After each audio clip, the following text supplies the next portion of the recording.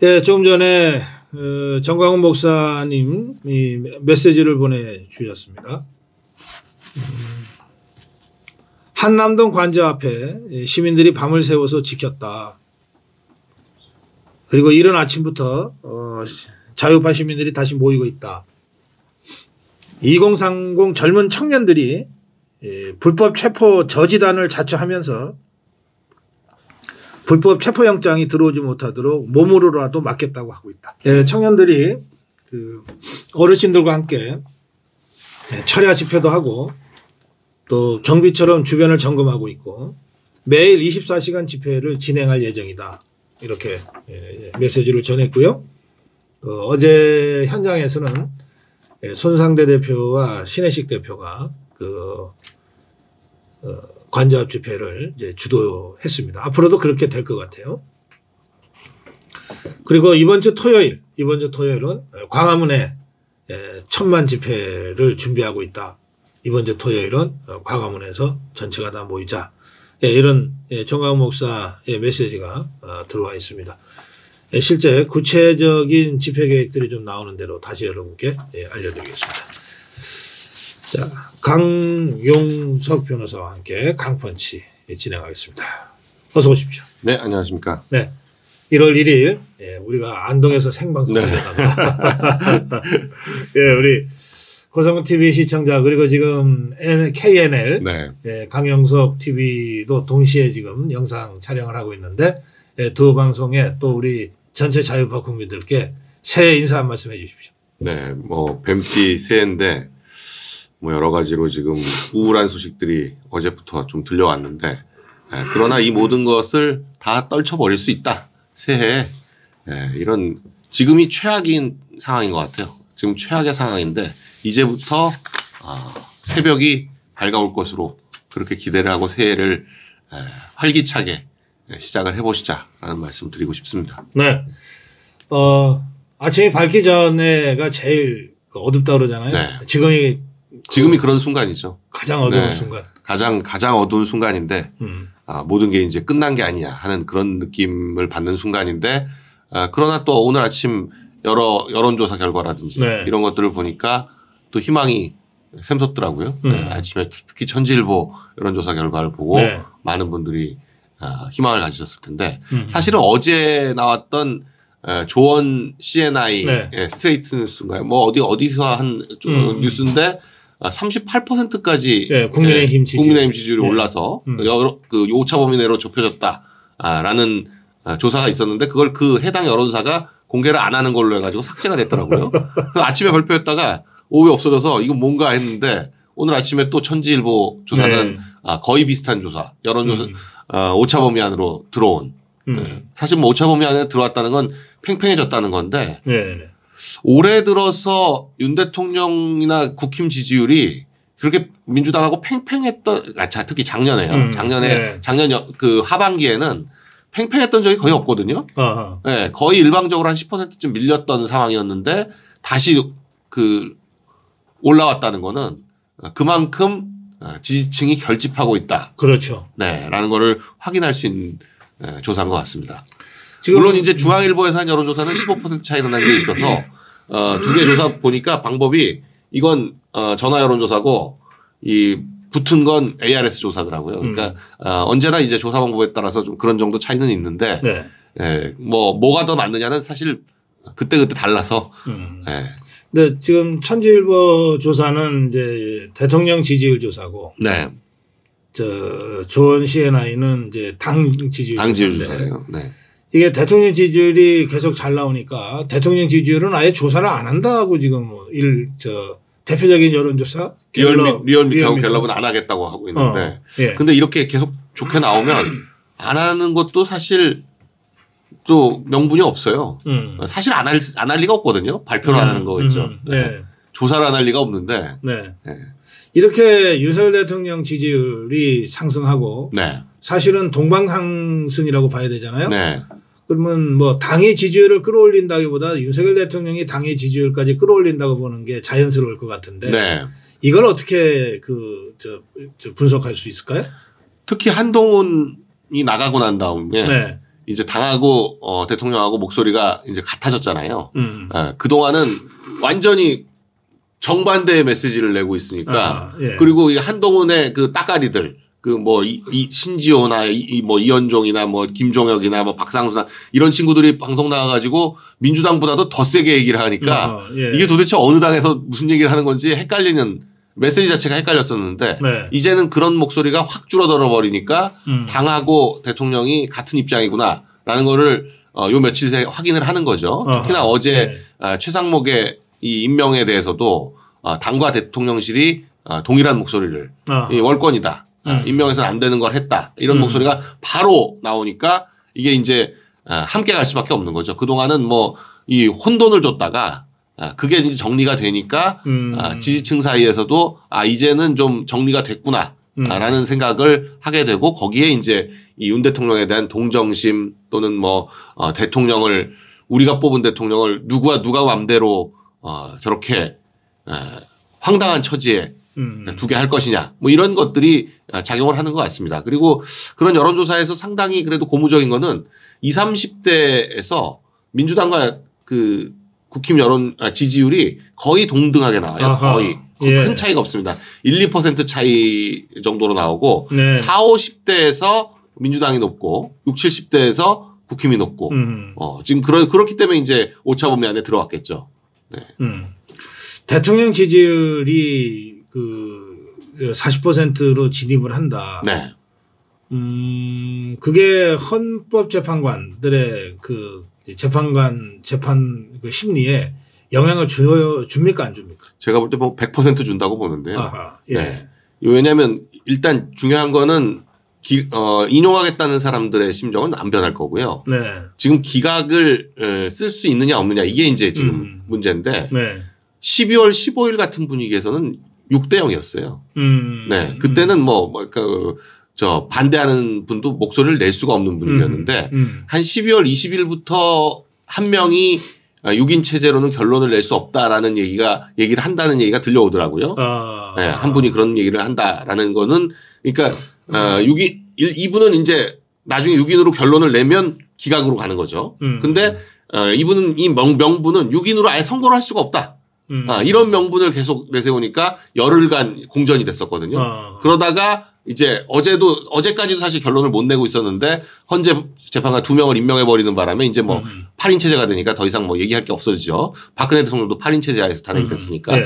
그때 또 8대 0이었잖아요. 그때 박근혜 대통령 때도 헌법재판관의 성향을 놓고 많은 얘기가 있었어요. 예, 예. 그때도 박근혜 대통령이 임명한 사람이 3명이 있었기 때문에 적어도 그 3명은 기각을 하지 않겠냐. 그러니까 8명 체제하에서 5대 3이 될 거다. 3명이 반대하면 기각. 네, 기각이 되니까 그 박 대통령이 임명을 했으니까 적어도 그 3명은 그 보훈을 해야 되는 거 아니야. 이런 생각들을 많이 했었는데 결과는 8대 0이었거든요. 그 노무현 대통령 때도 8대 0이었다. 9대 0이었단 말이에요. 그런 걸로 봐서 이 헌법재판관들 사이에서 서로 어떤 컨센서스가 형성됐을 때 그거에 반대하기가 참 쉽지 않은 분위기인데 그게 이제 국민 여론이 한쪽으로 쏠려버리니까 그랬던 건데 네. 지금은 윤 대통령 지지율이 40%를 넘어가면 이 기각을 하겠다고 하는 분들이 기각을 썼을 때도 뭐 자신감이 있는 거죠. 네. 국민 여론이 40%가 넘는데 자기가 그 40%에 속해 있다라고 생각하면 기각을 하는 거고. 그렇지. 네. 그렇지 않으면 그 인용이 되는 건데 지금 뭐 한 명 한 명 임명했기 때문에 4대 2의 분위기에서 4.5대 1.5 뭐 4대 2 뭐 일단 뭐 조희대 윤석열 대통령이 지명한 두 분 같은 경우에는 그래도 적어도 이제 기각에 좀 가깝게 가지 않겠냐라고 네. 봐야 되는데 이제 뭐 누군지는 뭐 뻔하죠. 조희대 대법원장이 임명한 그 김복형 재판관 같은 경우가 조금 왔다 갔다 한다 이런 얘기들이 들려요. 들리는데 그런데 뭐 여론조사가 윤 대통령 지지율이 40%가 넘어가면 그런 분들이 흔들리지 않고 기각이다. 이게 뭐 내란죄에 해당하지 않는다. 내란죄에 해당하지 않는다고 보면 기각이에요.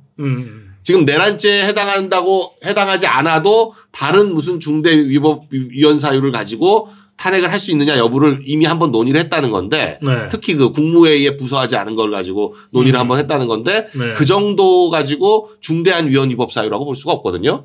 그러니까 결국 내란죄에 해당해야 돼요. 예. 박근혜 대통령 탄핵 때도 수많은 사유가 있었지만 결국 핵심 사유는 뇌물이었거든요. 뇌물은 뭐 이 공직에 대한 뭐 뭐 공직의 그 적합성 여부에 논란이 되는 거니까 뇌물이 얼마가 됐던 간에 뇌물죄가 인정이 돼 버리면 탄핵으로 가는 거죠. 그러니까 지금도 뭔가 결국 이게 결국 형사재판을 준용하는 거기 때문에 뭔가의 어떤 중한 범죄에 해당을 해야 되는 거예요. 그러니까 지금 소추 사유 자체가 내란밖에 없기 때문에 내란죄에 해당하지 않는데 이걸 인용한다? 그게 쉽지 않죠. 오히려. 인용하는 쪽에서 쉽지 않죠. 그러나 내란죄에 해당하지 않기 때문에 기각이다. 이건 오히려 논리적으로 선명하거든요. 그러니까 국민 여론만 받쳐주면 제가 볼 때 3명 지금 국힘이 추천한 조한창 그리고 윤 대통령이 임명한 정영식 그리고 김복형 이렇게 3분이 충분히 기각 쪽으로 자신 있게 쓸 수 있지 않을까 하는 그런 기대를 해봅니다. 근데 이제 뭐 하도 최상목부터 어긋나 버리는 바람에 저도 좀 어제 너무 당황했었는데 이거 뭐 이미 벌어진 일이니까 어쩔 수 없죠. 그래서 대통령 지지율을 계속 상승하고 네. 40%대까지 빨리 진입을 시키고 네. 그거를 유지하는 게 굉장히 중요하다. 네. 여기 하나 있고 또 하나는 이 헌법재판관이 혼자가 아니잖아요. 그 네. 밑에 연구관이니 뭐 보좌하는 사람들이 많잖아요. 네.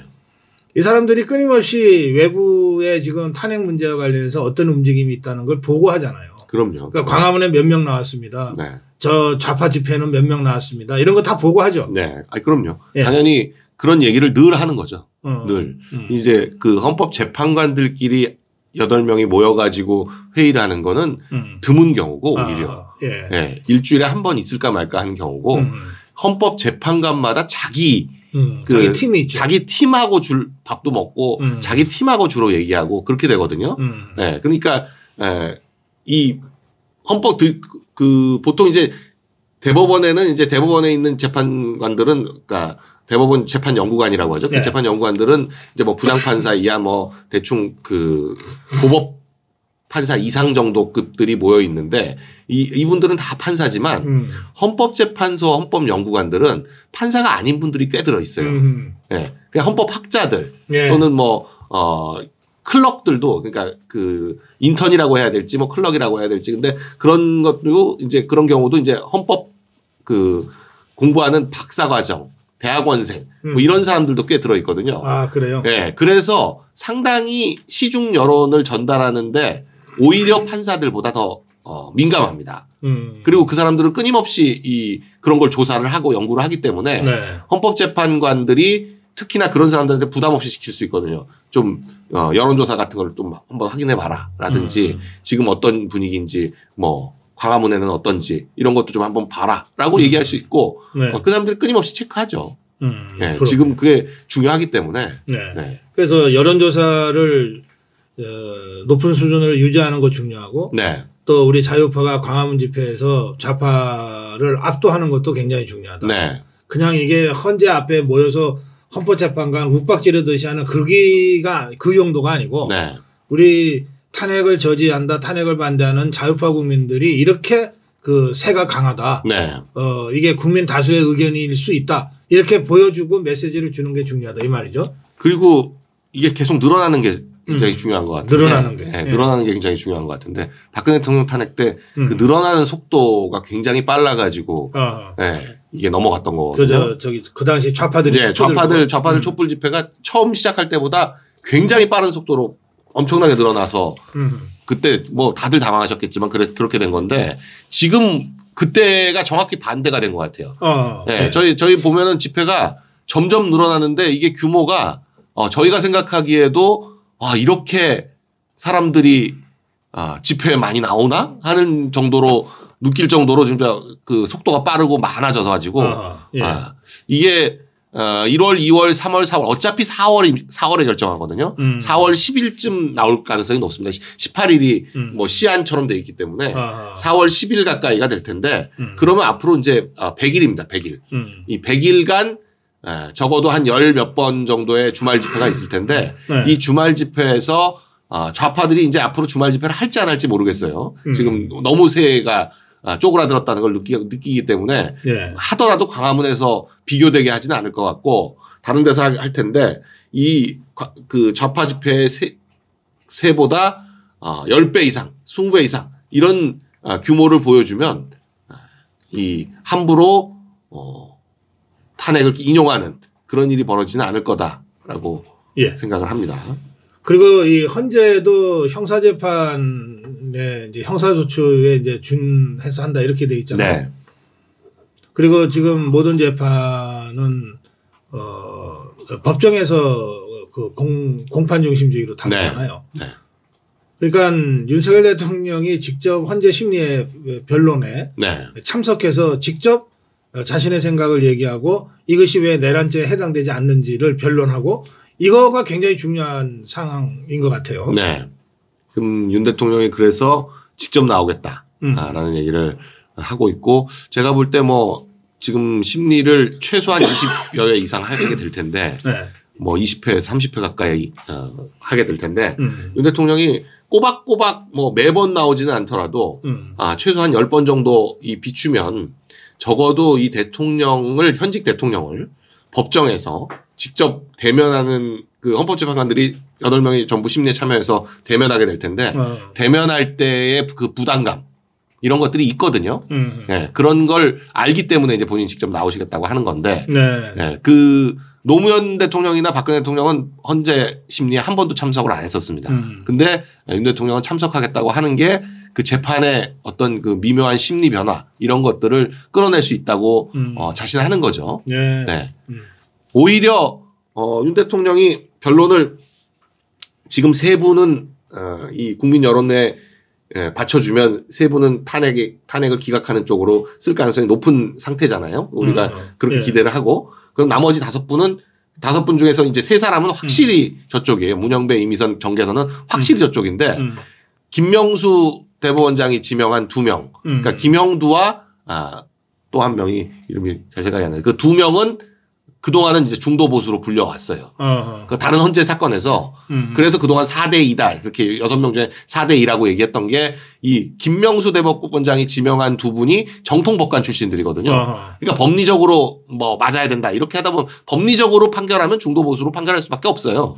그런데 지금 요 사안에 있어서는 이 둘도 탄핵 인용 쪽에 가 있다라고 지금 분석들을 하고 있는데 네. 이 두 사람을 어떻게 설득하느냐. 법리적으로 어떻게 설득하느냐. 그게 이제 윤석열 대통령 변호인단에 주어진 숙제라고 말씀드릴 수 있습니다. 알겠습니다. 그래서 6명으로 갈 때보다는 8명이 됐으니까 확실히 더 어려워진 건 사실입니다. 어려워진 건 확실하죠. 그러나 포기할 상황은 네. 아니다. 네. 여전히 해볼 만하다. 네. 그 말씀이시죠? 그런 생각을 하고 최상목이 꾀를 낸 거죠. 꾀를. 그야말로 여야 모두 어떻게 말할 수 없을 그런 소위 말하는 공무원식 꼼수를 내놓은 건데 근데 지금 뭐 양쪽으로부터 다 욕을 먹고 있기는 한데 그렇다고 해서 민주당이 또 탄핵을 할 수는 없는. 어떻게 하지는 못하고. 네, 어떻게 하지는 못하는. 욕만 먹는 거죠. 뭐. 국무회의 자체에서도 발표를 해놓고 국무회의를 하니까 국무회의 안에서도 뭐 관료들이 엄청 반발을 했다는 거 아니에요. 왜 상의도 안 하고 이렇게 일방적으로 발표하냐 했더니 자기가 뭐 얼건한 측면이 있다. 그렇게까지 얘기하고 뭐 정 그러시면 사퇴할 수밖에 없지 않냐. 뭐 이렇게까지 얘기했다는 건데 뭐 어떻게 이미 엎질러진 물이니까 뭐 어쩔 수 없죠. 뭐 이제는 뭐 지금 상황에서 방법을 찾아 나가야 되는 거죠. 근데 지금 상황에서 뭐 더 어려워진 건 사실이나 아직 포기할 필요는 없다. 네. 해볼 만하다. 마은혁까지 임명했으면 정말 어려운 상황이 된 거고요. 네. 근데 마은혁은 임명을 안 했는데 지금 그 최상목도 임명을 안 했다는 건 이제 앞으로 4월 18일까지는 임명될 가능성이 없어졌다. 그렇죠. 네, 라고 볼 수 있는 거죠. 자, 그건 그렇고 지금 그 한남동 대통령 관저 앞은 지금 굉장히 긴박하게 움직이고 있는데요. 네. 공수처가 뭐 오늘 체포영장 집행할 수 있다라고 또 언론 플레이를 했어요. 근데 이것들이 할지 안 할지는 아무도 몰라요. 네. 예, 어떻게 그 상황 보세요? 공수처가 아니라 언플처인 것 같아요. 뭐 하는 건 아무것도 없으면서 언론 플레이만 냅다 해야 되는 게 공수처인데 네네. 공수처가 과연 제가 볼 때 이거 영장 집행을 할 수가 있다고 생각하는 건지 이 사람들이 영장을 집행을 해본 적은 있는지 의심스러워요. 한 번도 해본 적 없잖아요. 네, 한 번도 해본 적이 없어요. 네, 공수처 차원에서는 네. 해본 적이 없어. 공수처가 구속시켰던 사람이 지금 딱 한 명인데 그 문상호 정보사령관인데 예. 거기도 경찰이 불러다가 경찰이 데리고 와가지고 그냥 영장을 쳐서 영장을 발부받은 거지. 네. 영장을 들고 가서 집행을 해본 적이 한 번도 없는 그런 기관에서. 혹시 이자들은 영장이 어떻게 생겼는지 모르는 거 아닐까? 아마 체포영장이라는 건 처음 받았을 겁니다. 네, 구속영장은 받은 적이 있는데 예. 구속영장은 이제 한 번 받았죠. 그리고 압수수색영장은 몇 번 받은 적이 있지만 네. 체포영장이라는 건 처음 받았을 텐데 체포영장을 도대체 어떻게 집행할 수 있는지에 대해서도 지금 방법이 묘연한 데다가 과연 경찰이 어느 선까지 협조를 해줄 수 있을지도 불분명하고 지금 경찰은 뭐 수뇌부가 지금 다 위태로운 상황인데 그래요. 예, 지금 우정수 국가수사본부장이 이끌고 있긴 하지만 우정수도 검찰에 지금 압수수색 당하고 혐의가 지금 인정되는 상황이 오고 있는 상황 아닙니까? 네네. 그런 상황에서 경찰이 과연 어느 정도 협조를 해줄 거냐가 문제인데 문제는 이제 일단 뭐 지금 우리 자유우파 국민들이 관절을 지키고 있기 때문에 그걸 통과한다는 것도 불가능하고요. 그걸 통과한다는 것도 불가능하고 기본적으로 경호처법에 대한 이해가 굉장히 부족한 것 같은데 이 공수처가 지금 말도 안 되게 경호처법을 전혀 모르니까 그냥 무조건 압수수색 때는 모르지만 압수수색은 형사소송법상의 그 압수수색 군사상 비밀 요하는 지역에 대해서는 관리 감독자한테 허가를 받아야지 압수수색을 할 수 있도록 그렇죠. 돼 있거든요. 네. 그렇게 돼 있으니까 압수수색은 못하지만 그래서 그것 때문에 청와대가 계속 압수수색을 막혔었죠. 대통령실도 막히고. 그리고 이제 이미 네. 제출해서 자료 좀 챙겨 받아오는 걸로 다 그렇게 해왔었는데 그것뿐만이 아니라 지금 이 사람들은 뭐 체포하러 들어가는데 막으면 공무집행 방해다 뭐 이딴 소리를 하고 그렇게 있는데 엄포를 했어요. 네, 그렇게 말도 안 되는 소리 하고 있는데 경호처법은 어떻게 돼 있냐면 대통령 경호 등에 관한 법률에는 경호처장이 경호구역이라는 걸 지정하게 되어 있습니다. 대통령 한 인물을 경호한다 이런 식으로 하는 게 아니고 경호구역이라는 걸 딱 지정해 가지고 이 경호구역 내에 들어오려고 하는 사람은 무조건 막게 돼 있어요. 그러니까 지금 그 대표적인 게 대통령실과 대통령 관저거든요. 그 예전엔 청와대 전체가 경호구역이었는데 지금은 이제 대통령실과 대통령 관저로 나눠져 있어서 오히려 경호하기 힘들다 지금 뭐 그런 얘기도 나오고 있는데 대통령 관저는 당연히 경호구역이에요. 경호원들은 대통령 경호처에 속한 경호 이 인력들은 대통령을 경호하는 게 아니라 이 경호구역을 경호하는 겁니다. 그래. 이 경호구역 내에 아무도 못 들어와요. 섣불리 들어오려고 하면 뭐 무기도 사용 가능하고 경호처법에 따르면 그리고 이 정당방위에 해당하는 경우 뭐 몇 가지 해가지고 하는데 네. 또 뭐 범죄에 해당하는 경우 뭐 몇 가지 해당하는 경우에는 무기 사용할 수 있도록 하고 있는데 이 상당히 폭넓게 돼 있어가지고 이 경호처 요원을 공격하거나 경호처 요원에 접근하거나 하면 발포해도 제가 볼 때 법적으로 큰 문제가 없지 않을까 할 정도로 경호처법이 강력하게 돼 있거든요. 네. 그걸 자기들이 어떻게 뚫겠다는 건지 체포영장 하나 들고 그거를 뚫어보겠다? 저는 그런 걸 생각을 했는지를 모르겠어요. 기동대원들이 거기를 들어간다? 기동대원들이 뭐 미쳤다고 경호처 요원들하고 충돌을 합니까? 충돌할 이유가 없죠. 네. 이게 체포를 하려면 기본적으로 수색을 해야 되거든요. 네. 수색을 못하게 돼 있거든요. 수색은 못하는데 어떻게 체포를 하겠다는 거예요. 수색을 하려면 그 공간에 들어가야 되는데 공간에 들어가는 것 자체를 못하는데.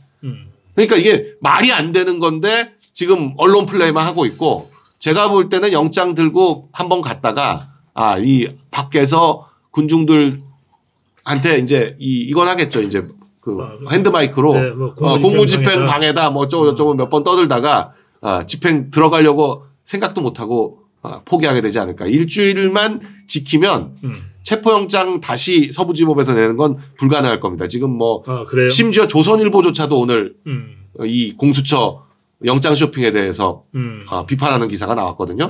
지금 많은 검사 출신 변호사들이 이거 형사사법체제의 붕괴다. 수사기관이 영장을 아무데나 청구할 수 있다? 판사 골라가지고 청구할 수 있다? 사법체제 붕괴예요, 이거는. 말도 안 되는 거거든요. 그렇지. 어떤 판사가 할지 모르는 것이 기본이에요. 그래서 판사 배당을 법원장이 안 하고 컴퓨터로 돌리는 겁니다. 그걸 만일에 정할 수 있다라고 하면 판사가 이 사건 꼭 유죄 주고 싶으면 믿을 만한 판사한테 딱 시키면 되는 거거든요. 그런 거 못하게 하려고 돌리는 건데 아하. 영장도 마찬가지고요. 근데 지금 영장 체제가 어떻게 되냐면 영장 전담 부장판사가 하루 법원마다 이제 2명 내지 3명씩 있는데 2명이 있다라고 하면 오늘은 이 사람, 내일은 저 사람 이렇게 돼 있거든요. 네. 그러니까 날짜를 보고 골라 들어갈 수가 있어요. 이게 좀 문제가 있긴 합니다. 그런데 공수처는 아예 그 정도가 아니라 중앙지법에 하도록 돼 있는데 서부지법에다가 갖다 낸 그거 자체도 말이 안 되고 네. 그 판사도 누가 봐도 이순영을 노렸구나 하는 게 보이거든요. 이 오동훈이 그 국제인권법연구회 출신이기 때문에 공수처장이 자기가 볼 때 서부지법에 이순영한테 가면 확실히 받을 수 있다라고 생각하고 거기로 보낸 거죠. 아니 이 기소할 곳의 전제로 영장을 받아야 되는데 서부지법에서는 기소를 못해요. 서부지법에다가는. 네, 공수처는 직접 기소권도 없기 때문에 중앙지검으로 사건을 보내야 되고 중앙지검으로 사건을 보면 중앙지법으로 기소를 하도록 돼 있기 때문에 기소 자체를 중앙지법에서 해야 되는데 영장을 서부지법에서 발부받는다? 이거 자체가 말이 안 되는 거죠. 그걸 뭐 핑계를 무슨 뭐 거주지가 네, 대통령 관저다 그러는데 대통령 관저. 자, 그래서 이것들이 1월 6일까지로 일주일짜리 체포영장을 받았는데 네.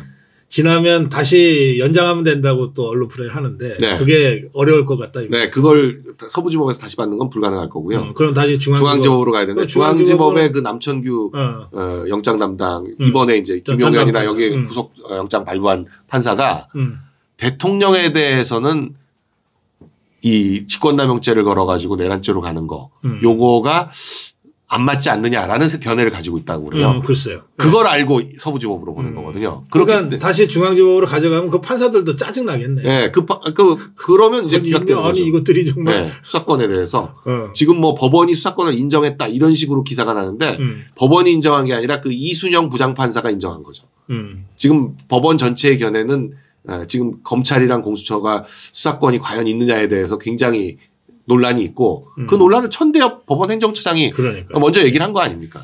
자, 이게 이제 마지막 이제 질문이 될 것 같은데, 자, 하여튼 이런 상태에서 이 공수처가 대통령 체포영장을 받았으니까 그게 네. 우리는 불법이라고 보지만 네. 받았으니까 이걸 집행도 안 하면 또 안 되잖아. 뭐 직원들 입장에서는. 한두 번 시도를 하다가 쇼잉 할 거라고 네. 안 되면 못 하는 거죠. 뭐. 한두 번은 쇼잉을 할 거다 이거죠. 네. 실제로 못한 사례들이 꽤 많습니다. 체포영장이 아니라 체포영장 정도 가지고 저런 난리를 보통 안 치고요. 구속영장을 사전으로 발부받아도 집행 못하는 경우가 꽤 있었거든요. 네. 뭐 이인재 예전에 하나가 뭐 그래요. 이런 분들 예. 그 지지자들 한 200명이 막아섰고 그리고 압수수색 영장 같은 경우에는 뭐 방송사들 이런 데는 그 노조원들이 뭐 막으면 못 들어가요. 기자들이 막는데. 네, 막는데 못 들어가요. 못 들어가고 맙니다. 그게 왜 실제로 동원할 수 있는 인력이 한계가 있거든요. 네. 자, 이렇게 되니까 이제 민노총이 나섰어요. 네. 민노총의 양경수라는 자가 3일까지 공수처가 윤석열을 체포하지 못하면 네. 자기들이 가서 직접 끌어내겠다 이렇게 선언을 했어. 네, 불법을 저지르겠다고 아주 공포를 한 거죠. 그렇죠. 네, 불법 체포, 불법 감금을 자기들이 저지르겠다라는 건데 그건 뭐 그야말로 양경수 혼자 생각이고 과연 거기 동원될 민노총이 100명은 될까요? 네. 그게 저것들도 양경수와 민노총 조합원들도 그렇게 하면 자기들이 불법 저지른다는 건 알겠죠. 다 알죠. 네, 다 알죠. 말이 안 되는 소리고.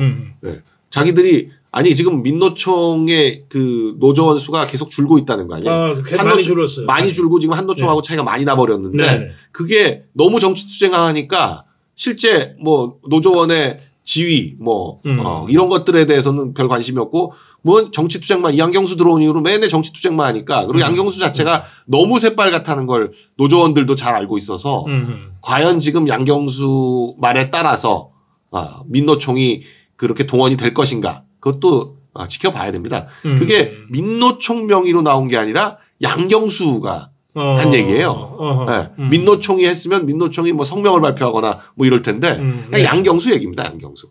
근데 지금 보면 좌파 집회들이 민노총에 의존해서 지금 진행되거든요. 그렇죠. 그러니까 점점 새가 줄죠. 네.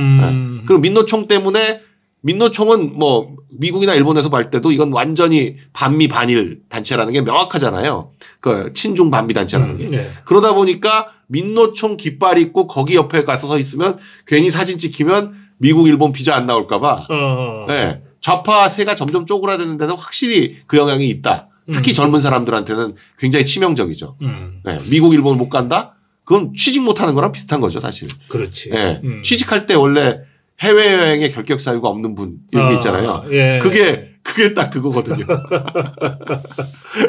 아니 그리고 웬만한 대기업에서는 네. 진짜 그 해외 여행이 자유로워야 뭐 네. 일을 시켜 먹지. 일을 시키죠. 요즘 네. 뭐 미국 일본에 출장 안 보내는 회사가 어디 있습니까? 그러니까 네. 국내에서만 일해라. 그럼 국내에서밖에 전 일을 못 해요. 외국 못 나가요. 그러면 뽑을 수가 없죠. 네. 그러니까 젊은 분들이 괜히 그냥 뭐 그쪽에 뭐 촛불 쪽이 좋아 보여서 괜히 그쪽에 섰다가 사진 찍혀가지고 그 인생에 5점을 남기는 그런 일이 없었으면 좋겠습니다.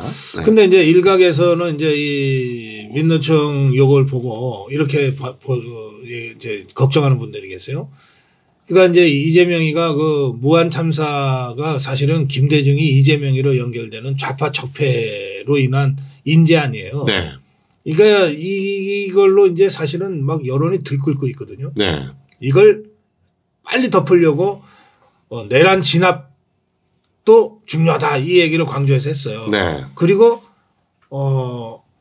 공수처가 바로 체포영장 청구를 해서 발부가 되고 그리고 민노총이 나서서 우리가 직접 체포하겠다. 네. 이제 이게 일련의 흐름이 있다고 보는데 그 흐름을 보면 이자들이 그 상투적인 수법, 유혈 사태 유도, 뭐 몇 명이 맞아서 뭐 피를 흘리는 장면 또는 지난번에 뭐 백남기 농민 이런 게 막 연상이 된다. 이거를 우리가 좀 어떻게든 현명하게 잘 대처해야 된다. 이런 걱정하시는 분들이 계신데 네. 그 부분 어떻게 보세요? 근데 어제도 한남동 앞에서 그 굉장히 이제 혼돈스러웠는데 어제 네. 이제 좌파 집회도 열리긴 열렸더라고요. 한 30명 정도 모여서 하고 있는데 이제 자유파 국민들이 점점점 늘어나서 뭐 1000명, 2000명 이렇게 되니까 쪼그라들어서 빠져나갔는데 경찰이 중간에서 이 좀 정리를 하고 또 그리고 이쪽 그 자유파 쪽 집회 주최하는 분들이 이게 평화적으로 돼야 된다. 이게 그런 어떤 자제 이런 거를 지금 잘 시키고 사실 자유파 집회만으로는 폭력적이나 뭐 유혈 사태가 벌어지는 일은 없거든요. 예. 그러니까 저들이 이제 어떻게 하느냐인데 그건 이제 뭐 경찰이 중간에서 잘 막아서는 수밖에 없죠. 뭐. 길 건너편에서 아주 네. 깐족거리면서 계속 도발을 하더라고요. 네. 그러나 뭐 이 자유파 국민들은 이게 성숙한 이 시민의식 이게 기본적으로 깔려 있고 폭력은 안 된다는 걸 다들 공감하고 있기 때문에 이게 폭력이라는 게 서로 맞서야지 그 사태로 발전을 하지 한쪽이 그냥 일방적으로 도발한다고 해가지고 쉽게 크게 큰 사태가 벌어지는 건 아니니까요. 네. 그 정도는 뭐 충분히 현장에서 잘 헤쳐나가리라고 봅니다. 네. 그 민노총이 뭐 3일 날까지 안 하면 지그들이 끌어내겠다고 하는 건 그냥 뻥이다. 네. 아니 그리고 뭐 그야말로 끌어내겠다 그러면 그야말로 무슨 뭐 야구방망이, 쇠파이프 이런 거 들고 와야 된다는 얘기인데. 네. 하다못해 케이블 타이라도 갖고 와야 되겠지. 네. 장돌이 다이소에서 장돌이라도 사가지고. 근데 그게 민노총이 그런 다중이 그걸 들고서 이제 공개적으로 끌어내겠다고 하고 오면은 이게 폭력 수단이 되는 그건 그 자체로 폭처법이에요. 그걸 들고 있다는 거 이거 자체가 그렇죠. 네. 그러면 이제 이거는 뭐 전혀 다른 문제가 되는 거죠. 그건 이제 경찰이 진압해야 되는 문제가 되는 거니까. 뭐 그건 그러니까 그렇게 법적 처벌을 감수하고 뭐 하겠다 그러면 알아서 하고. 그러나 그거는 경찰이 바로 상대해 줄 거다. 네. 그건 경찰이 상대할 일도 아니다. 직접 상대하면 안 되죠 오히려. 그건 뭐 그렇게 되면 정말 내전 상황이 되는 거니까 그렇게 하지 않게 될 겁니다. 경찰이.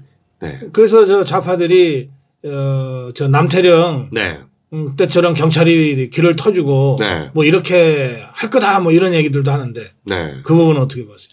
글쎄요. 근데 관저 앞에서는 그게 불가능하지 않을까요? 네. 남태령이야 뭐 그렇지만 알겠습니다. 네. 예, 마무리 한 말씀 듣겠습니다. 네, 지금 뭐 어제의 상황에서 좀 많이들 놀라셨을 텐데 이게 하루하루 정말 다이나믹하게 오르락내리락 하는 것 같아요. 근데 오늘 아침에는 또 이 여론조사 결과들을 보니까 상당히 이 희망적이다. 네. 이런 느낌이거든요. 지금 우리가 이제 희망을 버리지 말고 끝까지 투쟁을 하면 결국 윤석열 대통령을 다시 대통령직에 복귀시킬 수 있다. 이런 강인한 의지와 희망을 가지고 또 올 한 해를 헤쳐나가자. 이런 말씀을 드립니다. 예.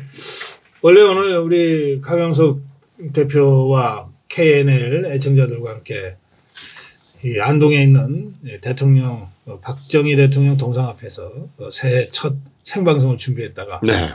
오늘은 아쉽게 됐습니다. 네. 예, 이렇게 고성호 TV에서라도 이렇게 함께 아침 방송을 하게 돼서 예, 좋았습니다.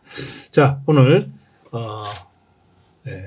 그 강펀치죠. 이 강펀치 강용석 변호사와 함께했습니다. 고맙습니다. 네, 감사합니다. 네.